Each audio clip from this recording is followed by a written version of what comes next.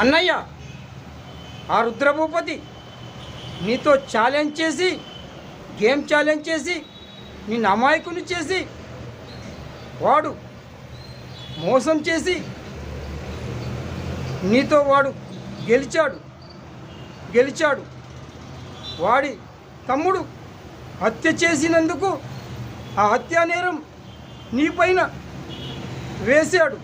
నువ్వు బ్యాంకు నుంచి వస్తున్న సమయంలో హత్యా నేరం నీపై వేసి వాడు నిన్ను తాపించి వాడి తమ్ముడు చంపిన రివాల్వర్ను నీ చేతిలో పెట్టాడు.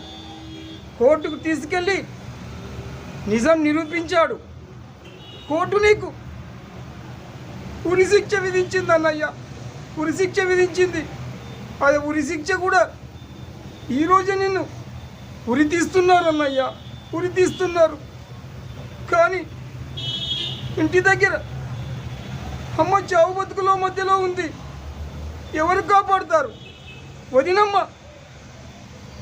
వదినమ్మను నీ పిల్లల్ని ఎవరు కాపాడుతారు అన్నయ్య? ఎవరు కాపాడుతారు? ఎవరు రక్షిస్తారు? అన్నయ్య, నా మాట విను. నువ్వు చనిపోవడానికి వీల్లేదు. నేను ఎలాగో 1 నెలలో చచ్చిపోతున్నాను.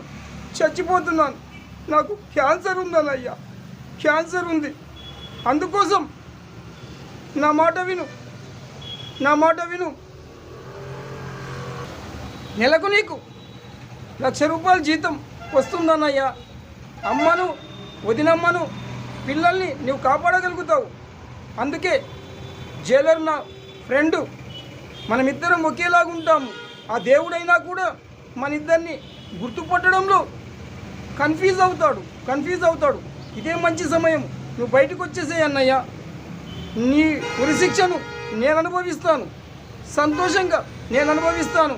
ఇంటికి వెళ్ళి అమ్మను, వదినమ్మను, పిల్లల్ని కాపాడు అన్నయ్య, కాపాడు ప్లీజ్. త్వరగా బయటకు వచ్చేయి అన్నయ్య. జైలర్ వచ్చేస్తాడు. జైలర్ వచ్చేస్తే మళ్ళీ బాగోదు. త్వరగా రా అన్నయ్య, త్వరగా రా.